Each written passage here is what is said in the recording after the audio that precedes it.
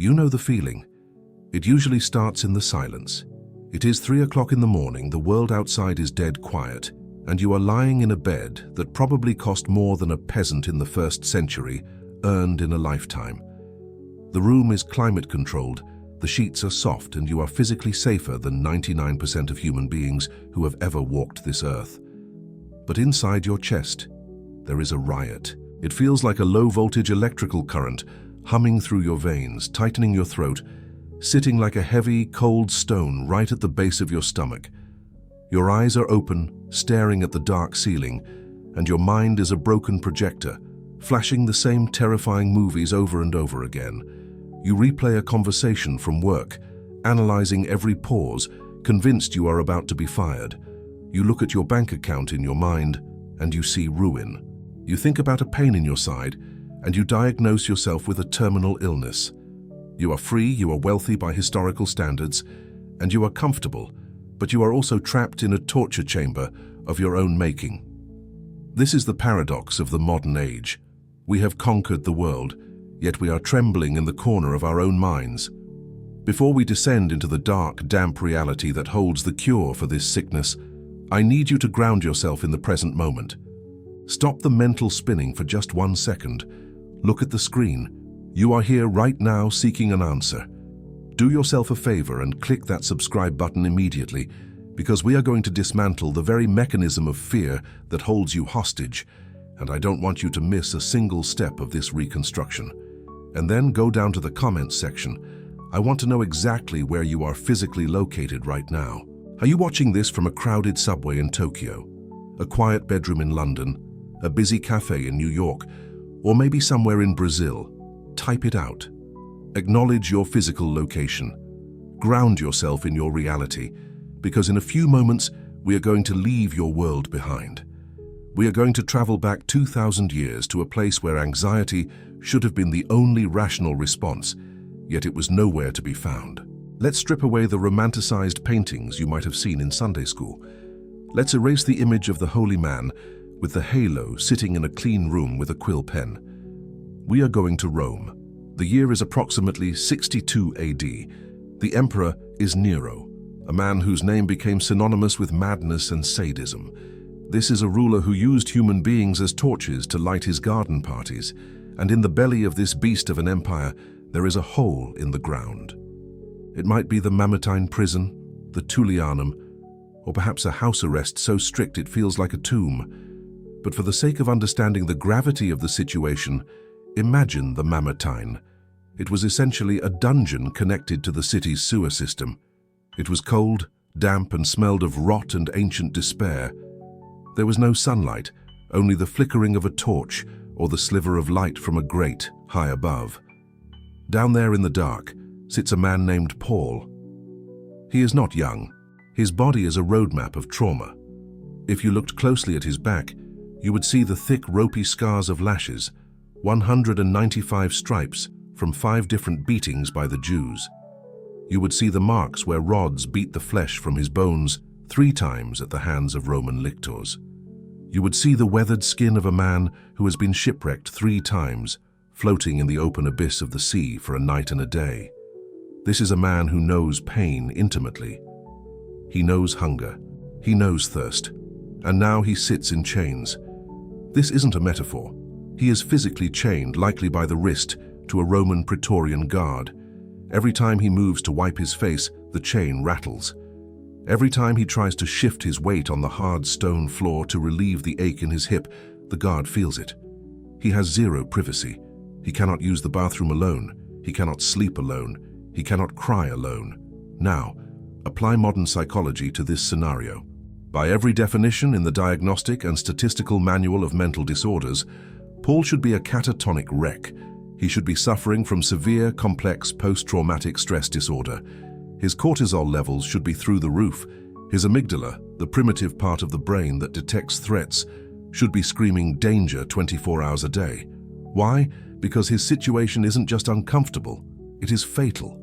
He is waiting for a verdict that will almost certainly end with a sword swinging through his neck. This is not anxiety about what if.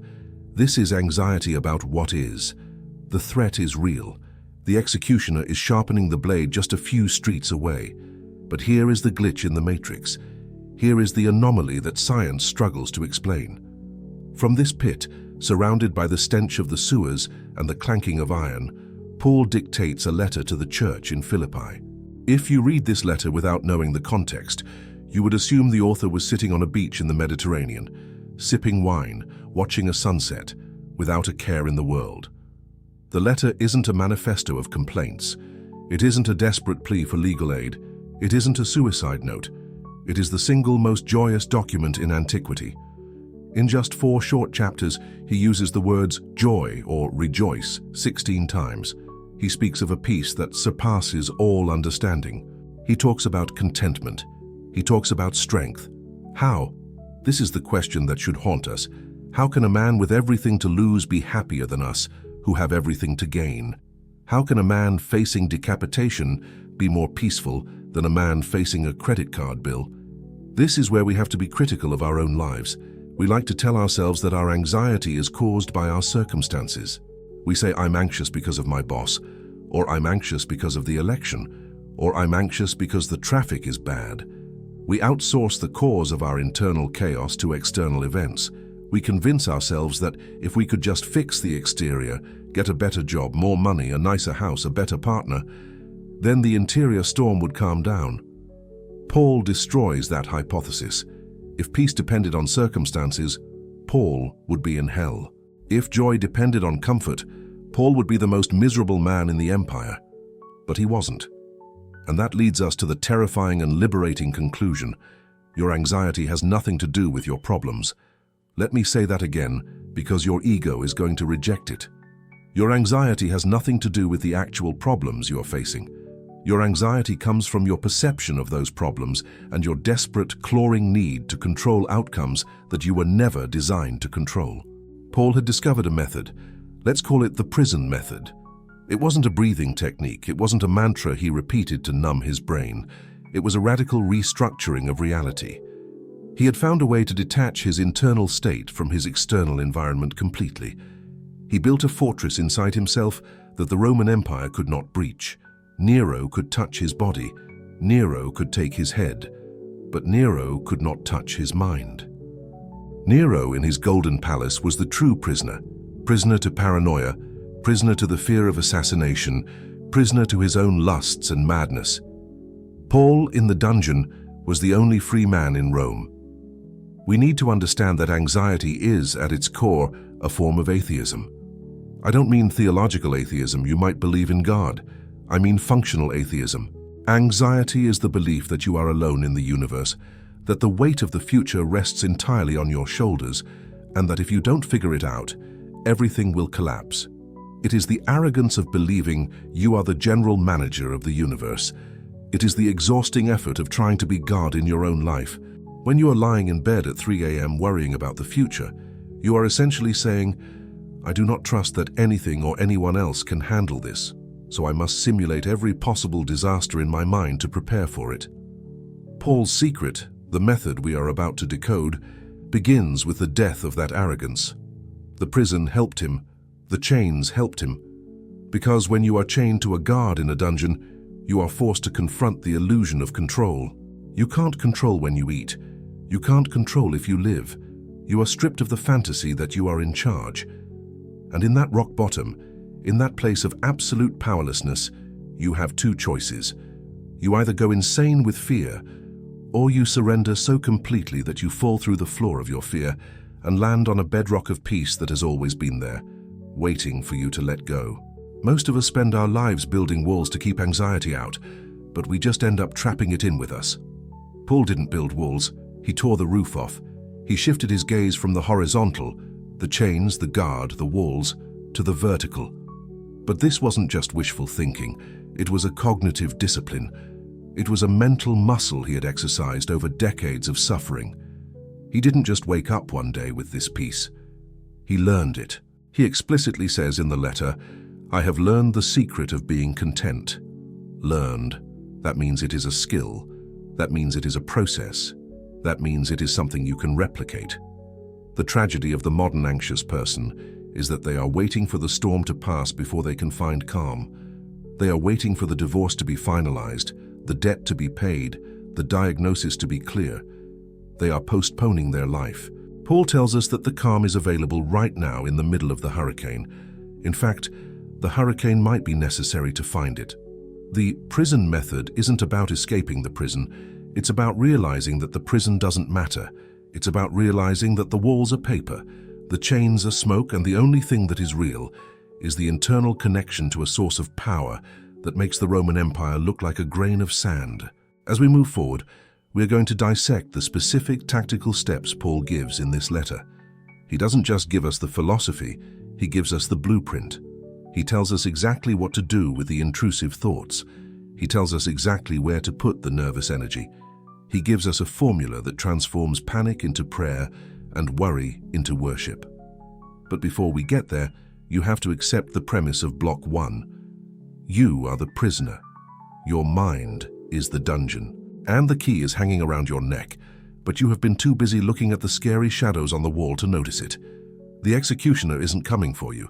He's already here, and his name is anxiety, and he is killing you slowly, day by day, stealing your joy, your presence, and your life. It is time to break out. So we are back in the cell. We have established that the problem isn't the chain on your wrist, it is the chain on your mind. We have established that Paul, a man sentenced to death, has hacked the system of human suffering. But now we have to ask the practical question: how? What exactly was he doing in the dark? He wasn't just sitting there smiling blankly, he was executing a protocol. In the 4th chapter of his letter, he gives us the code. But be warned, the first line of this code feels like a slap in the face to anyone who has ever suffered from a panic attack. He writes, "Be anxious for nothing." Stop and let that hit you. In the original Greek text, this isn't a gentle suggestion. It isn't a piece of friendly advice like, "Hey, try to relax." It is a present imperative. It is a military command. It is an order. To a modern ear, this sounds bordering on abusive. Telling someone with clinical anxiety to be anxious for nothing feels as useful as telling a man with a broken leg to stop limping or telling a drowning woman to stop swallowing water. It feels impossible. It feels like he is mocking our biology. How can you command an emotion? How can you order your heart rate to slow down or your cortisol to evaporate? If we could just stop being anxious by willpower, the pharmaceutical industry would collapse overnight. But Paul is not a stoic. He isn't telling you to suppress the emotion. He isn't telling you to bury the fear deep down where it will fester and turn into an ulcer. He knows that energy cannot be destroyed. It can only be transformed. The command, "Be anxious for nothing," is not the end of the sentence. It is the dam he builds to stop the river of fear from flowing in the wrong direction, so he can redirect it into a new channel. He immediately follows the stop command with the go command, but in everything by prayer and supplication, with thanksgiving let your requests be made known to God. This is the alchemy of anxiety. This is the prison method. It is a 3-step chemical reaction that turns terror into peace. Let's break it down with the granularity it deserves, because most people skim this verse and miss the tactical instruction hidden inside. Step 1 is what he calls supplication. In the ancient context, this word implies a desperate, specific cry. It is not a polite, rehearsed prayer. It is the guttural sound of a beggar. Most of us, when we are anxious, we worry at God. We don't pray to God. There is a massive difference. Worrying is talking to yourself about things you cannot change, often while technically praying. You might be kneeling, you might have your eyes closed, but your mind is just looping the disaster scenarios. Oh God, please don't let me lose the house, because if I lose the house, the kids will hate me and I'll be a failure. That isn't prayer. That is just spiraling with a religious caption. Paul's method of supplication is a data dump. It is taking the raw radioactive toxic waste in your brain, the specific fears, the ugly details, the shame, the what-ifs, and physically, verbally transferring ownership of them. It is looking at the problem and saying, "This is too heavy for me. I am not designed to carry the weight of the future. Here, you take it." It is an act of aggressive surrender. You have to visualize the transfer. In that dungeon, Paul likely poured out his specific fears, the fear of the blade, the fear of pain, The fear for the young churches he was leaving behind. He didn't pretend he wasn't afraid. He took the fear and weaponized it into a conversation. But if you stop there, you just have a complaint session. The magic, the secret ingredient that makes this method work, is the next two words: with thanksgiving. This is the pivot point. This is where the logic of the world breaks down. To thank God after the problem is solved is simply good manners. Anyone can do that. Even an atheist feels relief when a bullet misses him. But to thank God in the middle of the crisis, to thank Him while the chains are still on your wrists, to thank Him while the diagnosis is still terminal, that is an act of rebellion against the darkness. Why is with thanksgiving the key? Because anxiety is tunnel vision.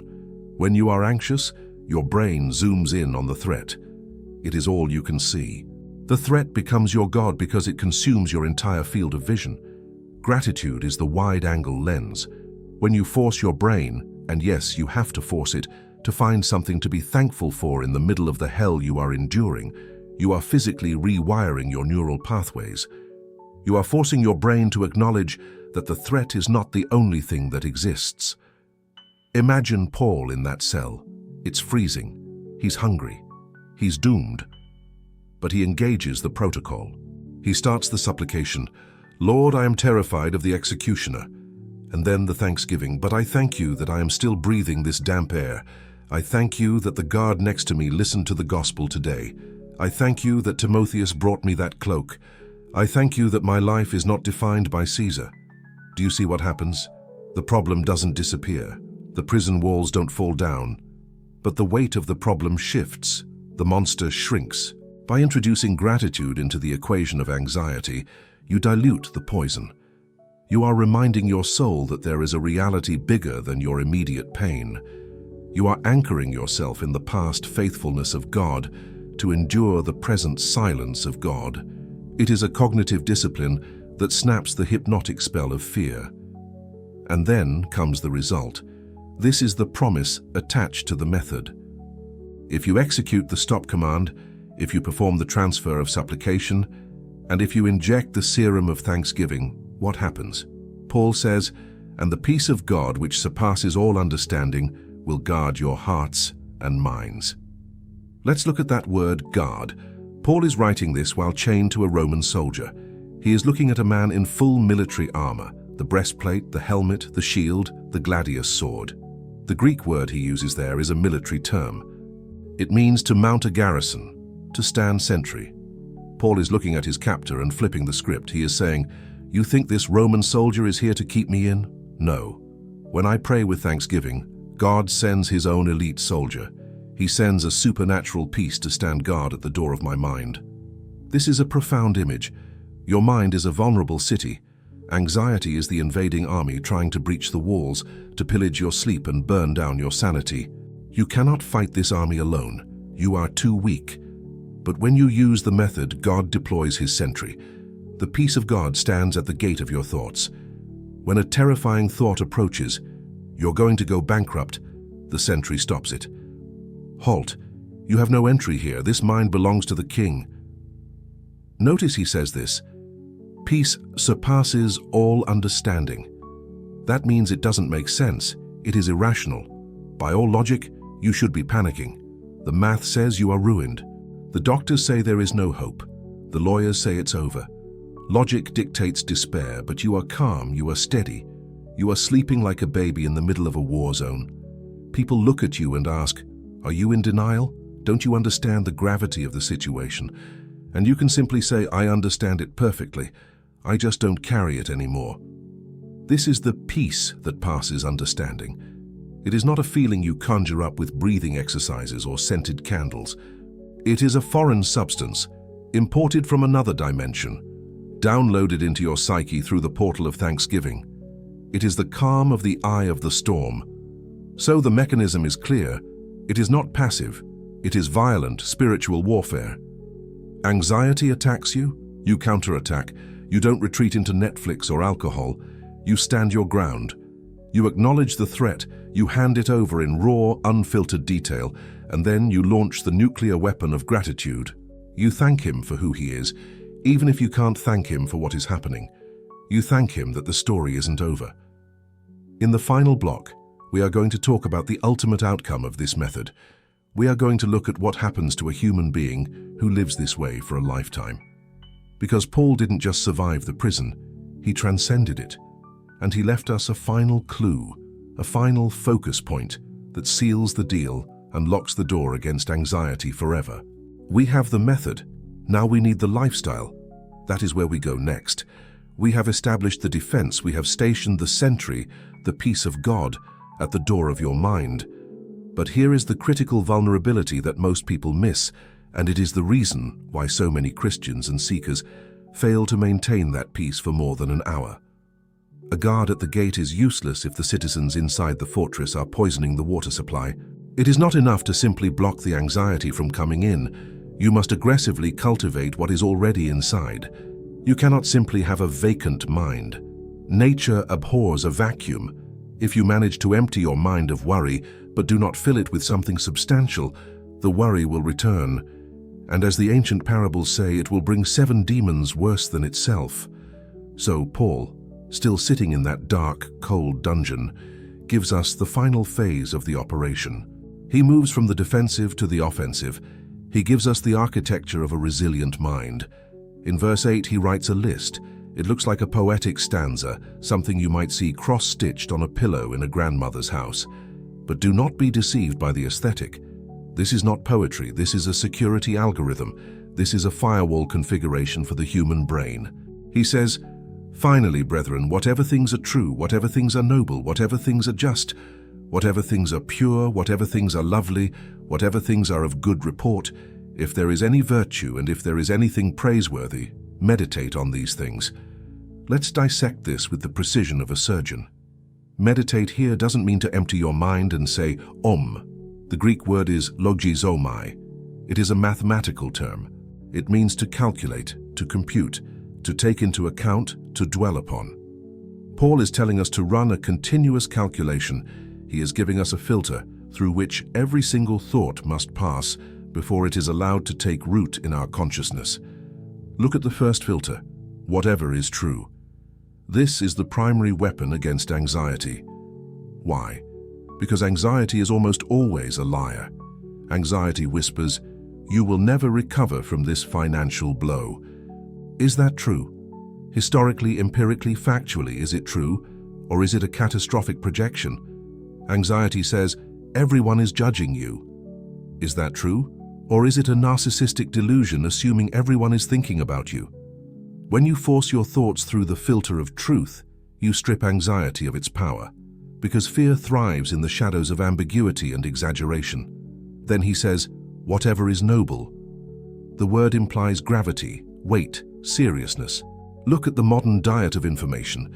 We feed our minds with the ignoble, trash TV, celebrity gossip, internet outrage, the petty squabbles of politics. We consume mental junk food that degrades the soul, and then we wonder why we feel spiritually sick. Paul is saying, elevate your gaze. If you spend 12 hours a day scrolling through the sewers of the internet, you cannot expect to have the mind of a prince. You will have the mind of a rat. The prison method requires a strict diet. You have to curate what enters your eyes and ears with the same discipline that an Olympic athlete curates what enters their mouth. He continues, just, pure, lovely, good report. This isn't about ignoring reality. It isn't about pretending the dungeon isn't dark. It is about choosing where to focus the lens. In that dungeon there were rats, that was true, but there was also the memory of the faces of the people he had saved. That was also true. There was the smell of the sewer, true, but there was also the presence of the Holy Spirit, true. Paul is saying, you have limited bandwidth. You can focus on the rats, or you can focus on the glory. Both are present, but you become what you behold. If you behold the darkness, you become dark. If you behold the light, you become light. This is not positive thinking, it is attention management. It is the ultimate exercise of free will. Now, we arrive at the climax of the letter, the secret within the secret. In verse 11, Paul drops the mask completely and reveals the state of his soul. He says, I have learned in whatever state I am to be content. The word content here is autarkis. It is a Stoic philosophical term that means self-sufficient or independent of external circumstances. But Paul hijacks the word and baptizes it. He is saying, I have disconnected my internal well-being from my external situation. This is the holy grail of mental health. He says, I know how to be abased and I know how to abound. Everywhere and in all things I have learned both to be full and to be hungry, both to abound and to suffer need. Do you realize how radical this is? He is saying that poverty cannot break him and wealth cannot spoil him. He is saying that hunger cannot make him panic and a feast cannot make him soft. He has become anti-fragile. The world has no leverage over a man like this. What can you do to a man who is happy in a dungeon? You can't threaten him. If you take his money, he says, I know how to be poor. If you put him in chains, he says, I know how to be bound. If you kill him, he says, to die is gain. This is the ultimate freedom. This is what it means to be untouchable. And then, the verse everyone knows. The verse tattooed on the arms of athletes and printed on coffee mugs. I can do all things through Christ who strengthens me. In context, this has nothing to do with winning a football game or getting a promotion. It is not a verse about achievement. It is a verse about endurance. It is a verse about survival. Paul is saying, I can starve in a hole, I can be beaten with rods, I can be shipwrecked, I can be humiliated, and I can face the executioner alone because I am infused with a strength that is not my own. It is the biological impossibility of supernatural endurance. So how does the story end? We must look at history. A few years after writing this letter, or perhaps mere months, the sentence came down. Nero, the emperor of the world, signed the death warrant. Paul was led out of the city, likely along the Ostian Way. He was not trembling, he was not begging, he did not need a tranquilizer. He walked to the block with the dignity of a king, because he knew who the real king was. He knelt down, and the sword fell. But now, look at the contrast. 4 years later, in 68 AD, the Senate declared Nero an enemy of the state. Nero fled his golden palace in a panic. He hid in a slave's villa, weeping, shaking, terrified of pain, terrified of death. He couldn't even summon the courage to take his own life. He had to force his secretary to push the dagger into his throat.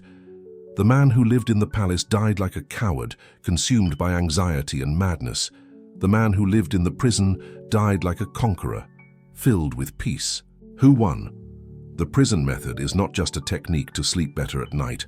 It is a way to die well so that you can finally live well. It is the realization that your anxiety is a signal that you are trying to build your home in a world that is burning down. Paul invites you to move your citizenship. He invites you to find the secret place where the peace of God stands guard, where the mind is fortified by truth, and where the soul is satisfied not by what it has, but by who it knows. You are not in a Roman dungeon, but you are likely in a mental one. The door is unlocked. The key is in your hand. The guard is asleep. The method has been given to you. The order has been given. Be anxious for nothing. The transfer is available. Prayer with thanksgiving. The focus is defined.